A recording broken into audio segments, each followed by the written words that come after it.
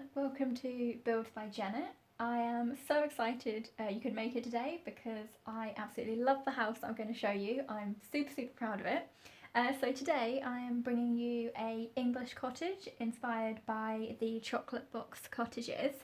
In case you don't know what a chocolate box cottage is, it comes from sort of the 1950s and 60s when Cadbury's Chocolate used to print pictures of cottages from Bourneville, which was a village they built specifically for their workers. And they had all these really picturesque cottages that they used to then print on their chocolate boxes. So if you just Google chocolate box cottage, you'll see what I'm talking about. You'll definitely recognise the style of cottages that I'm referring to, and you'll probably recognise or see the cottage that inspired this build, at least on the outside. So I'm very excited about this build. The reason I wanted to, or one of the reasons I wanted to do this build, is if you live in England and if you ever have been on like rural cottage holidays, you will almost definitely recognise at least some elements from this build. My family used to go on, and still does, go on a lot of holidays to rural areas, and we stay in a cottage. And they're always really old. They always have kind of, I don't want to say granny furniture because it sounds kind of rude, but you'll see exactly what I mean when I start doing this build. But they're quite old-fashioned on the inside. They quite often have some kind of extension, which is what you can just see on the right of the build at the moment. In this build is the kitchen, and it is quite common that the extension is often the kitchen. And they just have a very particular style on the inside, which I really enjoyed decorating this house on the inside, especially because it's very different from the usual types of things that I would build.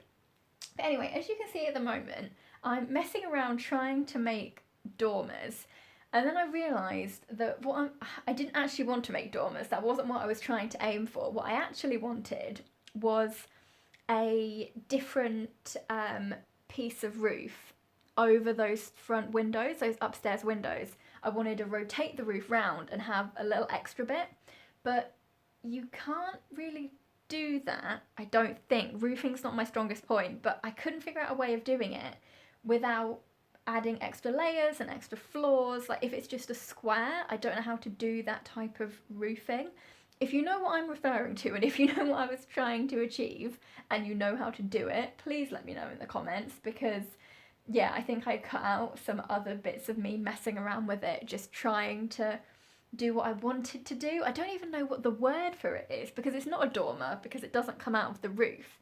It's just sort of a separate bit of roofing over those upstairs windows.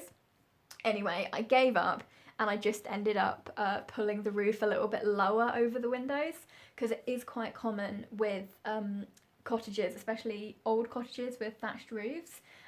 Depending where you live, you may or may not have these type of cottages around you, but in England, especially in villages, you quite often see these old cottages with these thatched roofs that come quite low over the windows.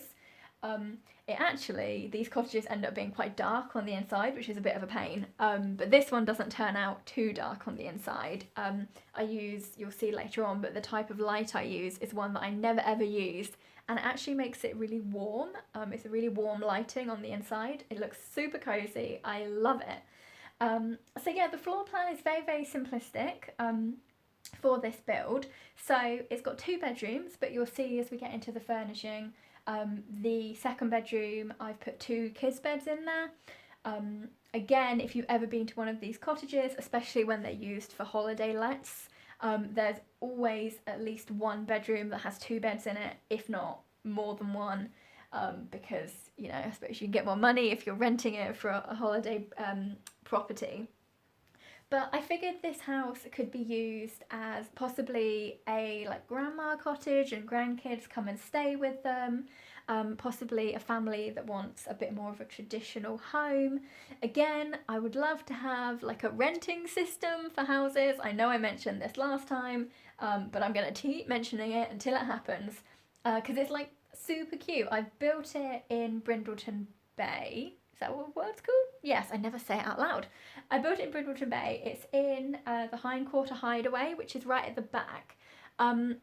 It's a very strange lot. It's really, really pretty because there's loads of trees around it, which you'll see when we get onto landscaping on the outside. But there's no road up to it. When I first got into this lot, I'll admit I have not really built in Brindleton Bay at all. But when I first got into this lot, I was like, how do you get into it? There's no road. And if you zoom out, there's kind of some steps built into the hill, which I assume is how you're supposed to get to it. But I have no idea how you're supposed to get a car. It's very, very bizarre. You'll see, I'll explain a bit more about it when I'm landscaping on the outside. But ignoring that, the actual lot is very, very cute because I wanted it to be that kind of like sort of rural type village cottage thing, which we don't really have kind of a village world, which, I mean, I understand why. But I think I had a good compromise with this. But yeah, as I said, the layout is very, very simple. So upstairs you've got 2 bedrooms, one has the ensuite, and then downstairs you've got the lounge dining area, the kitchen out in that little extension, a bathroom, and a little sort of study, library, like snug room, I guess. I really like the idea of having like a little second smaller lounge. Again, that's quite common in these sort of properties, to have like a little small room. I don't know what it would have used to have been in the past, but it does seem to be quite a common feature. And in quite a lot of the ones I've been in, it's been turned into sort of like a mini second lounge reading room type space. So that's what I did. It's not an ideal shape, it is kind of long and thin. So you can see me messing around with the furniture here. I did extend it slightly, and I don't love that everything's kind of like on one side of the wall, but that's kind of how it worked out, and it's not too bad. I suppose it's quite realistic for a small room like that, and rooms in general. You know, you do have the furniture on the outside of the room quite often, unless you're talking about like a table or a more kind of open plan space. So it's okay. But now we're onto the kitchen. You'll see I mess around with the fridge here quite a lot and then end up doing exactly what I did in the first point. What was winding me up, the reason I was messing around with it, is that weird shadow that was being created. And I don't really understand why. Oh, I know what it is. I literally just figured it out. It's because I've got an end piece, a corner piece rather, going into the fridge and not a straight piece, a main piece. I don't know how to, I don't know words. It's the counters, it's to do with the counters. I've just figured it out. So that's why there's a slightly weird shadow. Sorry about that. If it really, really bothers you, you can move the fridge round onto the longer side, or put in a smaller door, and yeah, just kind of mess around with the layout a little bit, but it's fine. It's only a small shadow. But as you can see, I used some interesting wallpaper, and just the furnishings in general. I used a lot of stuff I don't usually use. I've never used that couch before, or that little armchair. I've never used any of the wallpapers that I use, either in kind of the main space, the kitchen, or the bathroom. And this is what I was referring to when I was kind of saying it's a granny type build. It's very, very old fashioned. I think I forgot to do the flooring in the downstairs bathroom. I realised, well, sort of realised when I was editing, but didn't actually go back to check. But I can see right now I have forgotten it, but that's fine. It's both bathrooms are decorated exactly the same. I just used that white tile that has kind of the little small square in it. I'm pretty sure it's a base game tile. The exact same one is upstairs. So this is on the gallery. Actually it's not, I will fix it before it goes on the gallery. So don't worry about it, it will be sorted before it's on the gallery. But yes, I did forget to put the tile down here, which is very strange because I could have sworn I did it, but apparently not.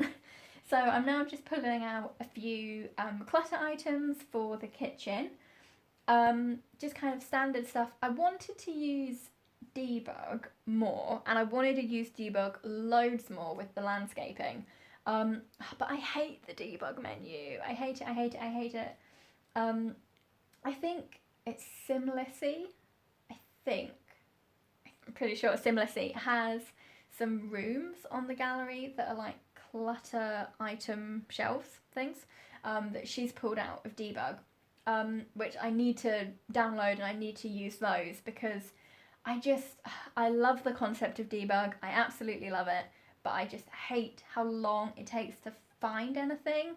And I don't know if I'm somehow scrolling wrong, but I find scrolling through debug, it always just jumps down like so many rows, and then I get completely lost as to where I am, and it just takes so long.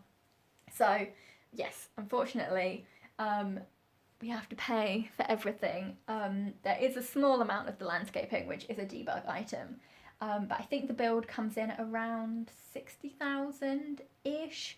So I mean, it's expensive for what it is, but it is what it is. I wasn't particularly worried about the cost. I don't, unless I'm doing a starter home, in which case I'll move a sim into the lot and then use just the funds that they have. Unless I'm doing that, I never really bother that much about the cost, just because, you know, I want to build what I want to build, I want to decorate it as I want to decorate it, and, you know, all my years of playing The Sims, when I used to play more than I build, where now I build more than I play, I guess, but all those years of playing, like, The Sims 2, never played Sims 3, and then The Sims 4, where you just have no money and you have to build so many sad houses, I now just want to have fun and spend loads of money and make it look how I want. So I'm sorry about that. You can always use money cheats if you really, really want it. But yeah, I'm not going to apologise for it because it is what it is. But you can see here, I'm just finishing off the kids' bedroom. I love that stack of books. It looks kind of strange, but the reason I put it in is because years and years and years ago when I was a kid, we went on holiday to a cottage just like this, and I remember the rooms that me and my brother were staying in were basically in the roof. They were kind of like a converted loft room thing, and you came up the stairs and there was a room on either side of the stairs and it was completely open, and these rooms were surprisingly big, and actually I found it a little bit creepy, but the thing that I loved about it was in my room, by the bed, the whole wall was just shelves, and there was just so many kids' books on it, and it was all like super, super old kids' books, obviously like had been around forever, had been read a million times, you know, when books are really old and the pages go like kind of brown and they're just all kind of curly because they've been opened so much. And I was absolutely obsessed with it.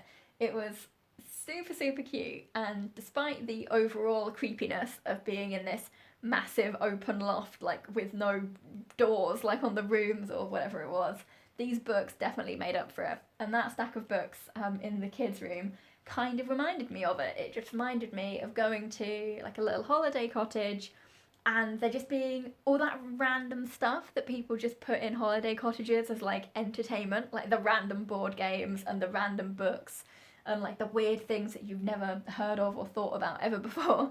So that's why I put them there, and I stand by my choice. As you can see, that's the tile in the bathroom that I was talking about, that little white one with the little accent square. And you can see the lighting that I used. I think it might be like an outside light, but I don't care. It's got that kind of old-timey feel. It makes a really warm light. As you probably know, lots of the lights create different kind of colouring in The Sims, I guess. And that one created like a really nice yellow, which I loved, which is why I used it. So we're now onto the landscaping.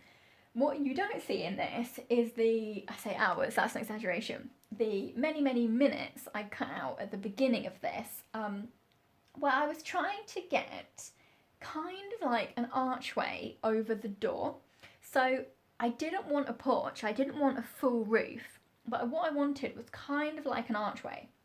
And I started trying to do it with the spandrels and the columns, and I then started using the 9 key to sort of raise up some ivy. So there was ivy hanging around the outside of it. But it just didn't look right because of the placing of the build. Because with the spandrels you have to kind of build a wall and then put them on. It just kind of came out way further than I wanted it to. Basically I wanted it to be like half a tile out. If you Google like cottage box no, chocolate box cottages, you might see the house that I was referring to for this build on the outside. And if you do, you will see the little kind of archway that I'm talking about. I just wanted like a little arch with flowers on it, but I couldn't figure it out. So I settled for that, I don't even know what it's called, that kind of mini roof thing that I have on at the moment. There is a name for it. I forgot. Awning? Awning. Which is, it's fine. I don't love it. You can't change it to a thatched roof, which is a bit of a pain. But it kind of gets the job done. You can always take it off if you think it looks a bit weird. I needed something there because it is so boxy. It just felt like a very empty space. But I think it's fine. I think it works. But what I was talking about earlier with the road, you can see here, I've currently extended the path out through the gate. But then when I actually thought about it, when I was doing the screenshots, it looks ridiculous because the path doesn't go anywhere because it's just grass. So for the screenshots I did, and for what's going on in the gallery, I did delete that path that kind of comes out of the gate. Because yeah, I realised how stupid it looks. But do you see what I mean? There's no path. There's no way to get to the house. And that's exactly what it's like on every side. It's not like I'm building it back to front or anything. It's just like that. So it's very, very strange. But anyway, here I am with the landscaping with my full price plants because I can't use Debug. I'll get there one day. I'll learn where everything is and be better. But landscaping is hard enough. I need to know where everything is. But yeah, so I actually quite like the landscaping. As I mentioned before, I'm not great at landscaping. I think I maybe sometimes overfill with plants, possibly. But if you've ever sort of seen, not even this particular type of cottages, but sort of those really like idyllic English cottages, can you tell that I have a favourite type of house? For those really idyllic cottages, they have very kind of busy, overgrown but not overgrown gardens quite often, with like pathways leading up to the house and loads of flowers, and it's all really bright and colourful, and you get attacked by bees on the way to the front door, which is the one downside of it. So that's what I was going for at the front there, which I really like it. I'm really proud of how it turned out. It looks really nice. Then here I was creating a kind of fake flower bed. It was a bit fiddly. I was going to do it in a U shape, which you saw me build there at the beginning. In a second, I divide it up into 2 rows, so kind of separate rows. I think it's okay. I quite like how it turned out, but you know when you place landscaping and you look at it and you just kind of like, it's not quite what I imagined. It hasn't quite done what I wanted it to do. But those kind of not long, flat, big ground flowers I just put in are Debug, so they are free. So you're welcome. But yeah, as I say, the rest of it is not. But here I am changing it into 2 different flower beds. It is cute. It does look nice. What I was originally thinking of doing was, you know, if you see kind of like mini like planter, like polytubes almost. That's not quite the right word. Polytubes are bigger, I think. But when you have like little kind of rows of, if you're growing vegetables or growing flowers or anything like that, that's kind of what I was going for, but then I kind of overfilled it a little bit too much, but then I thought it looked weird if it was empty. I don't know, we're getting there. I think my landscaping is getting better with every build, so stick with me, and hopefully in however long, I won't have to semi-apologise for my landscaping in every build. So that'd be nice. But no, as I say, this is definitely my favourite landscaping. So then I went on to the little back porch that we made. Something that I would really like to use, going back to Debug, it's my bugbear for this video. Loads of sim YouTubers have been using those Debug Stepping-Stones, and there's like 4 or 5 different shapes, and they're using them to make like a little stepping stone path, and it looks adorable. It looks so nice. I absolutely love it. I, off camera, spent ages scrolling through Debug, really, really carefully, and I couldn't see them anywhere.